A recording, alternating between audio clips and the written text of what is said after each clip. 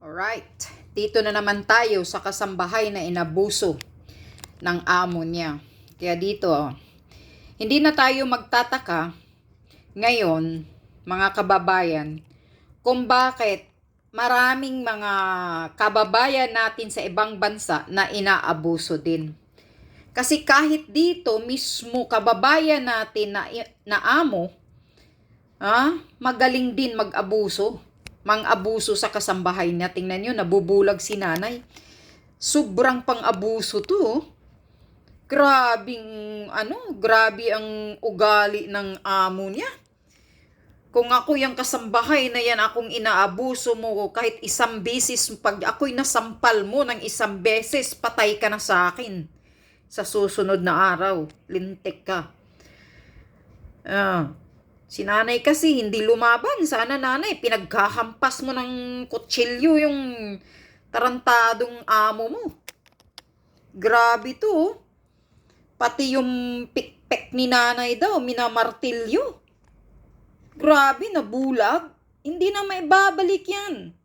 Paano pa magiging normal yung buhay mo, nanay, kung ganyan yung pagmaltrato sa'yo, sobra-sobra ang pagmamaltrato sa iyo.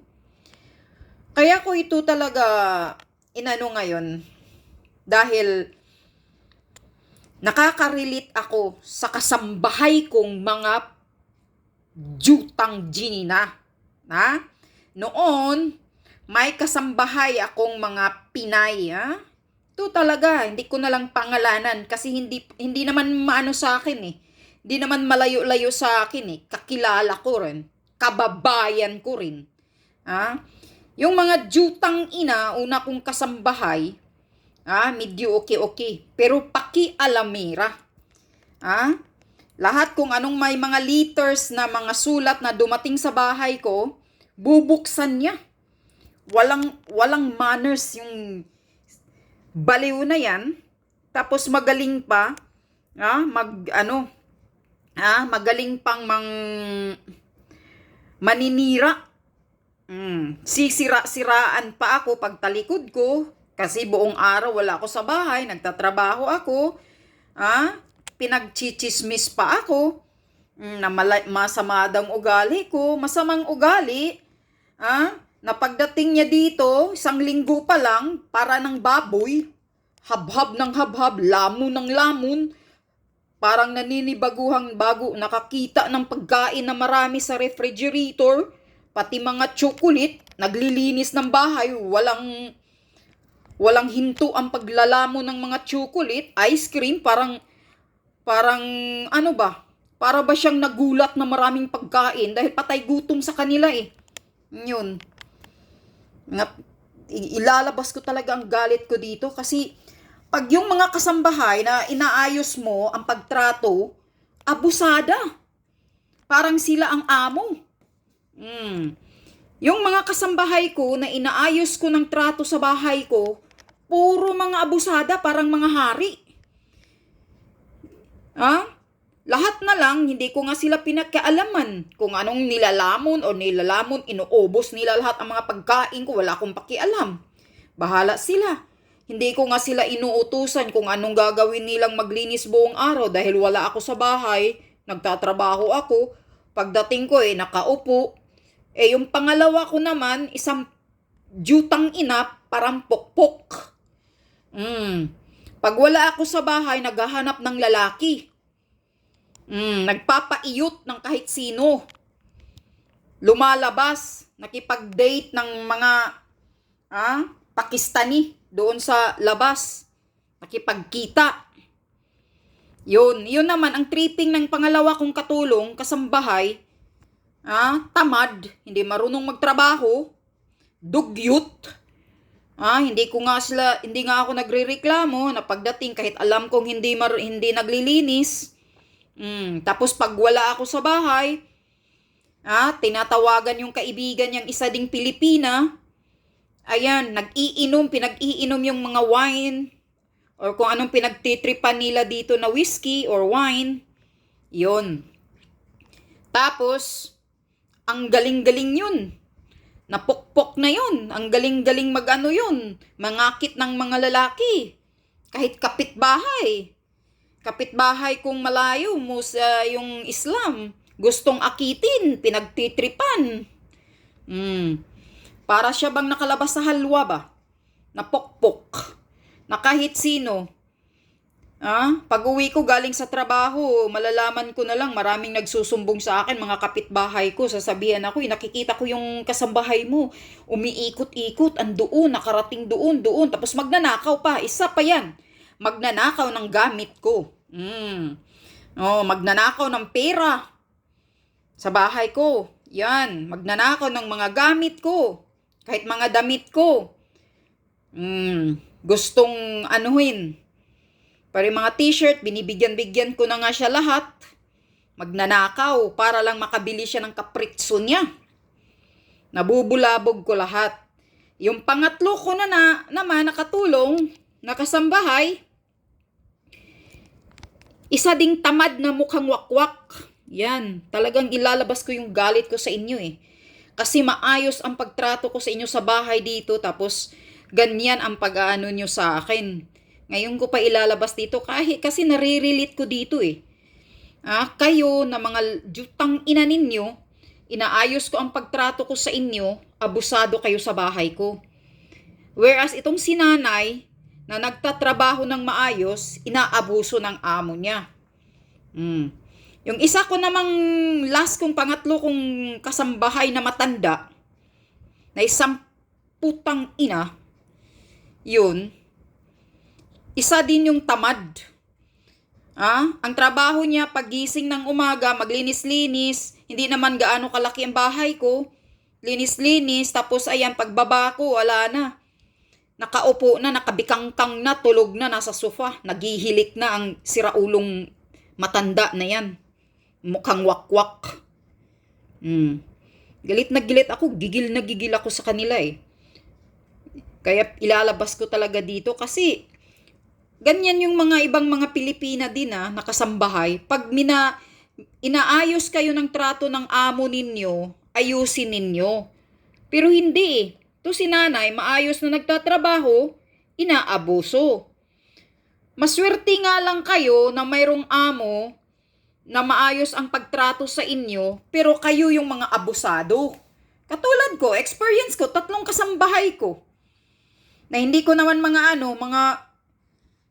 kababayan ko pa ang mga jutang ina, mga kapal ng mga mukha ng mga yawa na mga kuwan. Tapos ako pa ang sisiraan, ako daw ang masama ng ugali. Anong kasamaan ko ng ugali ko? Hindi ko nga kayo pinakialaman kahit anong hinahabhab ninyo sa bahay ko, kahit anong kinakain ninyo, kahit anong ginagawa ninyo, nagtulog-tulugan kayo. Lahat pa binibigay ko sa inyo, mga jutang ina kayo. Kahit magsasabi pa kayong mag-cash advance kayo, mga jutang ina ninyo, binibigay ko sa inyo lahat. Tapos ganun pa ang mga pinagbabalita ninyo, pinagmarites ninyo na sama ng ugali ko. Bakit? Ikaw na wakwak ka, ikaw na matanda kang katulong ko. Yung pangatlo kong kasambahay. Pinagpaluto ko ng gulay. Ayaw ko kasi kumain ng gulay na yung mga sobrang luto siya, yung ayaw ko yung gulay na overcook. Gusto ko yung half cook, lalo na pag broccoli. Alam mo ba naman, sabi ko, ang tagal-tagal mo naman na nagluluto niyan. Ay, pagtingin ko pa naman, latang-lata na, para ng pagkain ng suka ng aso. Sabi ko, bakit ganyan? Sinabi ko sa'yo, half cook lang. Ano ba naman sinagot niya sa akin? Alam mo naman na hindi ako kakain ng half cook. Sabi ko, pinapaluto ko ba yan para sa'yo? Kung kakain ka pala, edi kinuha mo na yung sa akin, nagtira ka na ng para sa iyo, at hanggang sa malata yan na suka ng pusa, ang pagluto mo. Kasi yung sabi ko sa'yo, half cook lang. Yan, isa pa yan, yung pagluluto, kaya hindi ko na pinaluto. Dahil pag nagluto pa yung jutang inang matanda na yan na mukhang wakwak, pag nagluto pa yan, parang luto ng suka ng aso at parang yung bang sinusuka na ng pusa yung pag style niya ng luto. Tapos nagpaksiw pa siya na parang ang baho-baho talaga ng isda na pagkapaksiw. Bigyan mo ng instruction, Sasabihan mo na lagyan mo ng maraming ahos, lagyan mo ng yung adobo style na pagkapaksiw ng isda. Kasi ayaw ko yung paksiw na yung talagang mabaho na isda na lumabas yung amoy niya. Ha? Hindi makikinig. Style niya talaga ang gustong sundin niya, ang siraulo. Tapos pag pinaanuhan ko, sinabihan ko, hindi ganun. Hindi ko nga siya pinagalitan. Tinuturuan ko lang, sinabihan ko lang. Hindi nga ako nagagalit. Ni isa sa kanilang 3 kasambahay ko, hindi ako nagagalit. Inaayos ko lang sila, tinuturuan ko sila para marunong silang magluto. Pero anong style yung pagkaluto niya? Luto ng mga dugyot. Luto ng mga amoy lupa. Na, tangina talaga. Talagang mapamurat ka talaga. Tapos ako pa ang pinagmamaritis na ako ang masama ng ugali. Samang ugali, magkikita din tayo, pohon. Nakakagigil kayo Kaya ito ang, nakarelate kasi ako dito na si nanay na maayos ang pagtatrabaho, inaabuso ng amo. Ako, yung mga kasambahay ko, na maayos ang trato ko bilang isang amo nila, ako pa ang inaabuso ng mga jutang ina. Isa pa yung isang kasambahay na hindi mo pa mapagkatiwalaan na pag wala ka sa bahay, ginagawa lahat ang kapukpukan, kabalbalan, sus, Diyos ko, magnanakaw, nakawin pa lahat yung mga gamit mo pakialaman. Di ka ba magagalit ng ganun? Bulag ang dalawang mata. Yan si nanay, nabubulag na sa pag-abuso. Matantad ng peklat ang katawan. Ito ang mapait na sinapit ng 44 na taong gulang na kasambahay na si LV 44 years old lang pala si nanay. 6 taong pamamasukan sa Occidental Mindoro. Malayong malayo sa dati niyang itsura. Ang naranasang pang-aabuso ni LV sa kanyang mga amo, umabot sa Senado matapos mag-viral ang kanyang kwento. Nabulag man ang parehong mata, malinaw sa alaala ni LV ang anyay pagmamaltrato ng mga amo niyang sina Pablo at Franz Ruiz. 2017 daw siya namasukan sa pamilya. Makalipas ang 3 taon, doon na raw nagsimula ang pananakit sa kanya. Pinagbibintangan daw siya ng kung ano-ano at kaunting pagkakamali lang, suntok na ang inaabot ni LV. May pagkakataon pa raw na minartilyo ang masilang bahagi ng kanyang Grabe yun minartelyo. Suntok ng suntok po sa akin. Tapos po yung pag konting mali po, yun, tuloy na tuloy po yung nananakit sa akin. Tinatadyakan, hinahampas. Tapos po inuuntog sa freezer. Grabe yan. Sa freezer po. Inuuntog sa nakalitang freezer. Inuuntog po yung ulo ko sa CR. Sinuntok talaga po. May saltik yata yung amo mo, nanay. Babae, yung asawa ni Mr. Ruiz. Opo, si Ate Franz. Hindi naman kayo Grabe. lumalaban noon, talagang Hindi po. Ako yan, nanay, lalabanan ko na. Tinatakot po niya ako Binubugbog po lagi ako. Patay na kung patay. Noong 2020, unang nabulag ang kaliwang mata. Talagang ni LV. lalabanan Ang ko sumunod talaga na taon, kung akong nakasama si susuntok-suntokin. LV. Dumiretso raw siya sa barangay para magpasaklolo. Ayan. Pero ang kapitan, Lumayas na si nanay. imbis na tulungang makatakas si LV, tinawagan pa raw ang mga pang-abuso niyang amo. Busy po siya sa kausap. Hindi niya po ako inintindi. Dito na uminit ang ulo ni Senator Raffy. Actually, ito yung mahabang usapin tungkol ho dito sa pangyayari na ito, ha? Kasi ang nangyari ho dito, di ba, meron nga nagsabi doon, ba't di ka tumakas? Kasi nga, kinulong na siya. Kinuha yung cellphone niya. Okay? As in, alam mo yung the usual na nangyayari pag merong kasambahay na inaabuso, kinukulong ho yun para hindi makatakas. Tapos, one time, nakatakas siya, tumakbo siya doon sa barangay. Etong barangay, Hindi naman tinulungan. pinagkamalan pa siyang Taong grasa. dahil sa dumi niya, dahil sa siguro, bugbog siya, Oo, madumi. hindi nakapagbihis. Yun pa ang pinagkamalan sa kanya. Tapos, biglang sinundo siya ng amo doon. Dalawa ang kwento. Ang sabi nitong barangay kagawad na at etong kapitan na ito, sabi niya, hindi naman daw niya tinawagan yung boss nito. Pero ang sabi, sinundan lang daw siya doon sa barangay hall. Ang sinasabi nga ni Senator Raffy Tulfo dito, bakit siya susundan doon sa barangay hall? Di ba pag tumakas ang isang katulong, usually sumasakaya, umuwi sa probinsya, hindi dun sa barangay hall pumupunta. Kasi takot nga yan magsumbong eh. So pupunta yan doon sa pinaka-komportable sa kanya, which is yung pamilya niya. Supposedly, di ba? So uuwi yan. Eh bakit nalaman na naandun sa barangay hall? Ang sabi nung barangay captain, hindi niya tinawagan. Pero sabi nung kasambahay, narinig niya na tinawagan yung amo niya para sunduin. Sinungaling din yung Ganun barangay katindi. captain, ha? Kaya nasabon dito yung barangay captain na ito eh. Tulfo. Dahil meron siyang kailangan at yung kailangan na yun ay tulong mo sa magkanong kadahilanan na hindi mo ginawa yung trabaho mo ng tama. Kasi kung ginawa mo yung trabaho mo ng tama, hindi na sana lumala pa yung sitwasyon ni Ma'am LV. Correct. Hindi po sinumbong yung senator. Wala pong pagsusumbong. Marami po doon pong mga tao na kasama ko po. Inasikaso po namin. Hindi pa nga po siya nakakapagsalita. Dumating na po yung kanyang amo. Kaya nga siya lumayas, tapos sasama ng kusa. Pakukulong kita. Pakukulong kita. Napakasinungaling mong tao ka. Pagkasumbong ni Cap, sinundo na si LV ng kanyang among lalaki. Ang pangako sa kanya, ihahatid siya sa sakayan pauwi. Pero ibinalik siya sa bahay ng amo, ikinulong at lalong sinaktan.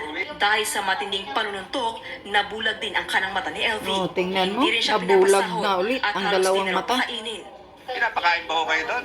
Pag minsan po, pag may tira sila, pinapakain po sa amin. Ayan, tira-tira lang ang pinapakain.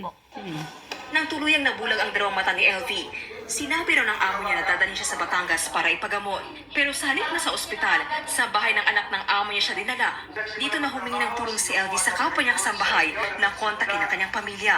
At noong Hunyo ng taong ito, May nasa kasama si ka LV palang ng kanyang kasambahay, nanay. no show sa Senate hearing ang mag-asawang amo ni LV at dalawa nilang anak. Kaya ipapasapina na sila sa susunod na pagdinig. Sinampahan na rin ni LV ang kanyang mga amo ng reklamong serious illegal detention. Pakita natin itong video na ito. Importante ho ito Hindi, eh, wag na. kasi Sagutin mo. nandito yung buong istorya at makikita ninyo kung papaano na-handle dito itong pagdinig na ito. Alam mo, ang mapapansin ko lang talaga, maganda yung balanse. Balanse na meron tayong katulad ni Rapi Tulfo, meron tayong katulad ni Senator Robin Padilla. Kahit nga si Jinggoy, maganda rin nga ho yung kanyang bitaw dito. Pero at the same time, ang malupit ho dito ay yung pag-handle ho ni Senator Tolentino. Kasi sabi ko nga, iba talaga pagka may kasamang abogado at marunong ho siya. Panoorin nyo ito ha. Hindi, wag na. Sagutin mo sa akin. Ulitin ko. Madalas ka nang binubugbog, sinasaktan, lahat na ginagawa sa inuuntog ulo mo, tinutusok mata mo, etc. etc. And then, nagkaroon ka ng pagkakataon na makatakas. At nung makatakas ka, pumunta ka sa barangay. Anong unang lalabas sa bibig mo pagdating mo sa barangay? Siyempre po, magre-reklamo po. Exactly! At yun ang ginawa niya. Na kinukontra mo ngayon, stupido. Hindi po nakakapagsalita po si Nanay LV. Nakaupo lang po yan nung dumating Stupido po ako. daw Ang una ang ko po, barangay ikaw na captain, mismo ah. nagsabi, ang una mong gagawin, kung ikaw sa sitwasyon ni Ma'am LV, ay magreklamo galing na sa bibig mo eh. And that's exactly. Ako po, mayayari na naman ito. Marami na naman magagalit na abogado-abogaduhan dyan. At sabihin na naman nila, inaano na naman yung power nito ni Tulfo. Kasi tinawag niyang stupido eh. Anyway, dyan lang. Yan lang ang papakita ko. Kasi nakaka-relate lang talaga ako, nanggigigil ako sa amo ni nanay eh. Sa amo ni nanay na grabe, sobra-sobra ang pag-aabuso sa kanya. Sus, kung halimbawa ako yung kasambahay, ako ang inaabuso ng ganyan, inuuntog, minamartilyo, tinutusok ang mata ko. On the spot, patayang buong pamilya sa akin. Pati pa siguro mga anak ng amo ko. Sira ulo to eh. Parang may saltik tong amo ni nanay. Pati yung ari niya, minamartilyo. Tapos pinapasayaw pa daw ng hubad itong si nanay. Ano baliw? Binibitay pa nga daw siya yung bitayan ng karni daw.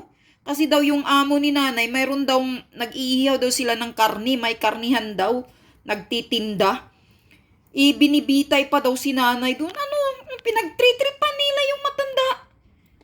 O diba kung wala kang saltik ng ulo ng amo na yan, magagawa nyo ba yan sa kasambahay nyo? Kaya ito ang nanggigigil ako dito sa amo ni nanay, kaya na-relate ko eh. Kasi ako may kasambahay din ako noon.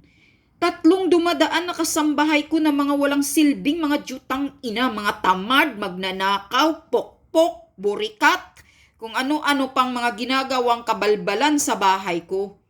Pag wala ako. Yon. Lahat na lang ginagawa. Naglalakwat siya pag wala ako, pero never akong nagagalit sa kanila kahit alam ko ang pinaggagawa nila habang wala ako. Never akong nagagalit kung naglilinis ba sila o hindi. Mga matakaw, parang mga buaya kumakain. Never akong nagalit kung inubos man nila ang pagkain o wala, dahil alam ko naman kayang-kaya kung bumili ng kahit anong mga pagkain dyan or kung ano-ano. Kaya ko naman sila palalamunin ng isang sakong bigas sa isang araw kung gusto nila. Mga patay gutom Parang mga patay gutom pag nakakain Parang sigurong nakakita sila, ang dami nitong pagkain dito o bla bla bla. Ano kasi ako, pag yung kasing mga kasambahay ko, sasabihan ko sila, bahala kayo, anong gagawin ninyo, kumain kayo ng anong gusto ninyo, magluto kayo kung anong gusto ninyo. Ayan, ganun ako. Kasi ako, pag may kasambahay ako, ang pagtrato ko sa kasambahay ko parang kapatid ko or kapamilya ko.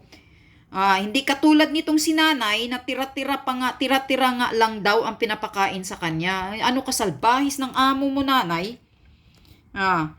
Pero ako, na maayos yung pagtrato ko sa mga katulong ko na mga jutang ina, mga walang silbi, mga tamad, ako pa ang inaabuso. Pero ni ako nagagalit sa kanila. Ni ako nagre-react sa kanila. Tingnan nyo, ganyan ang ibang mga Pilipina. Yan ang, hindi na tayo magtataka kung bakit mayroong mga amo na inaabuso yung mga kasambahay nila. Dahil mayroon ding mga kasambahay na mga abusado talaga. Pero ito si nanay, iba yung case ni nanay na to.